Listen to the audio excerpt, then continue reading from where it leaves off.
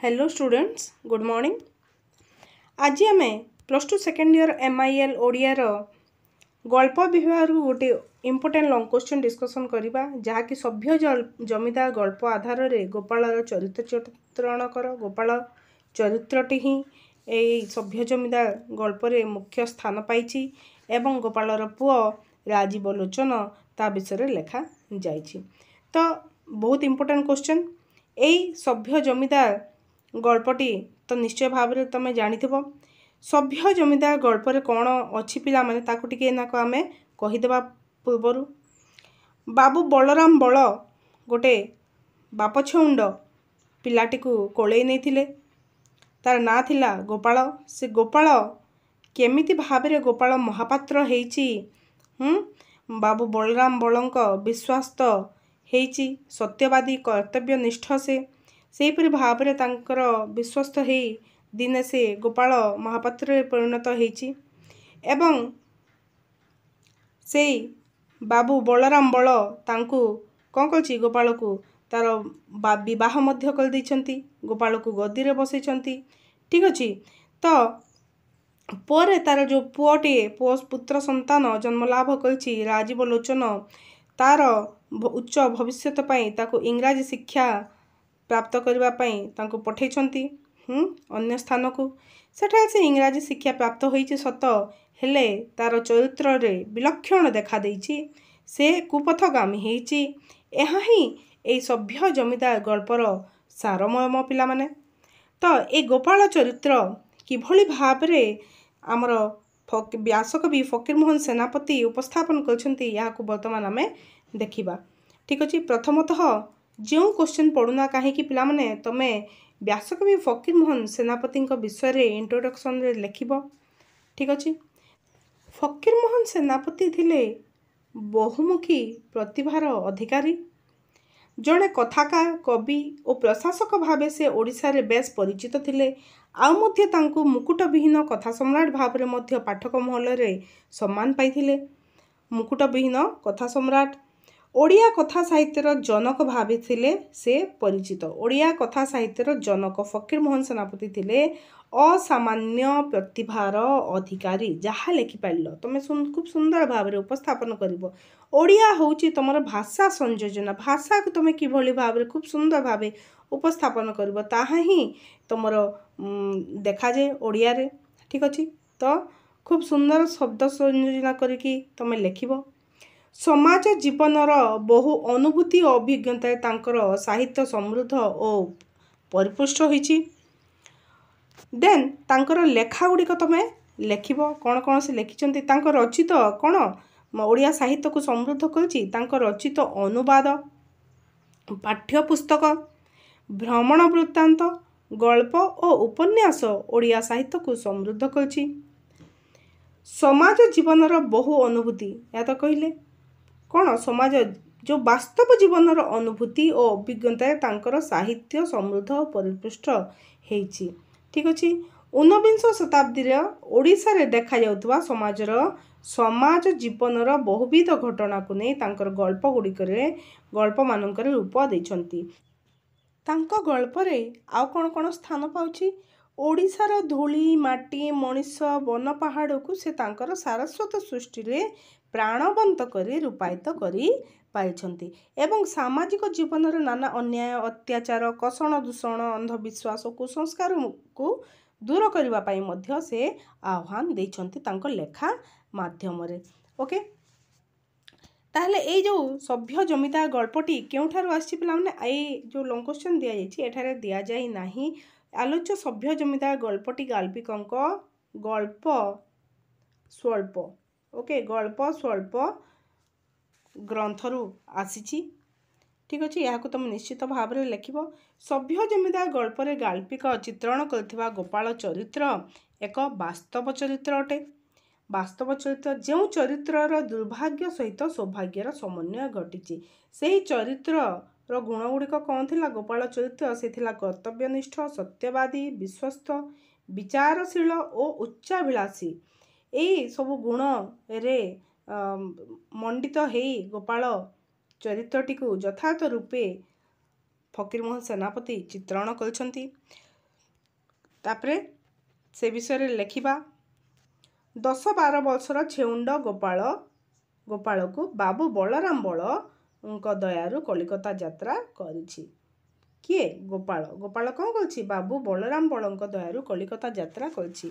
बाबू बलराम बल से थिले कलिकता बड़ बजार रे जड़े गदियान महाजन।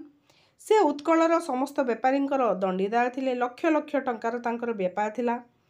थरे कौन होइछि से गाँ को आसीचंती। गाँ रे 10-12 वर्षर छेउंड पिला गोपाल प्रति तांकर आसक्ति जात होइछि एवं ताकू सांगरे से कलिकता आनिछंती। सेठारे गोपाल कौन करथिला तांकर बोलहाक करथिला। बोलहाक अर्थात कौन पिला माने गोपाल बाबू बलराम बल जहाँ कहिछंती ताहाको से मानिके कहिछि। जाति पुआ हिसाब रे बलराम गोपाल को केवल समवेदना जणाई नाहंती, स्वाधीनता मध्य देइछंती। खाली जे से जहाँ कहूथिले ताहा कहूथिला सेतिके समवेदना नुह, ता प्रति बाप छेउंड मु ताको आनिबी, घरे खाइबा पीबा देबी, मो काम करिवो, मु ताको खाइबा देबी, एतिके से भाबी नाहंती। ठीक अच्छे। तार रहिबा खाइबा चाली चलनी प्रति कौन प्रतिबंधक रही नाही। जपरी निज पुओ को जपरी व्यवहार करथांती से गोपाल को मध्य सेहीपरि भाव में ट्रीट करथांती। दिने बाबू बलराम जड़े सौदागर गोटे घटना होइछि। जो घटनाटी की परवर्ती समय रे गोपाल कौन होइछि गोपाल महापात्र रे परिणत होइछि। से घटनाटी कौन थिला। दिने बाबू बलराम का तो लक्ष लक्ष टंकार कारबार होइछि। थरे कौन होइछि बाबू बलराम जड़े सौदागर पाखरु 5टी आकबरी मोहर किणिथिले। ठीक अच्छे। से पटुलाटी रखिदे से गदी बंद कर उठीगले।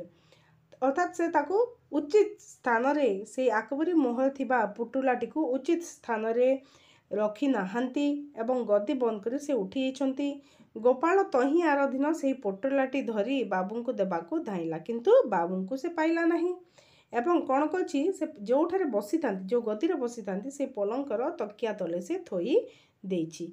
बाबू जेतेबेले ताकू खोजिछंती हेले से जो पुटुलाटी को खोजिछंती हेले पाई नाहंती। गोपाल रोषेई घर थिला। रोषेई घरु जाई पोटला विषय रे सब किछि बाबू बलराम बल को कहिछंती।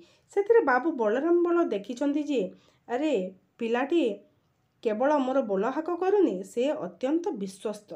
ठीक अच्छे। से अत्यंत विश्वस्त, तार लोभ है नहीं, कौनसी जिनस प्रति तार लोभ है नहीं। तो यही जो मुख्य घटनाटी गोपालिया को बाबू गोपाल चंद्र महापात्र रे परिणत करिछि। परवर्ती समय रे गोपाल बाबूंकर प्रिय होगला। तार विश्वसता ताकू उन्नति मार्ग रे नहीं गला।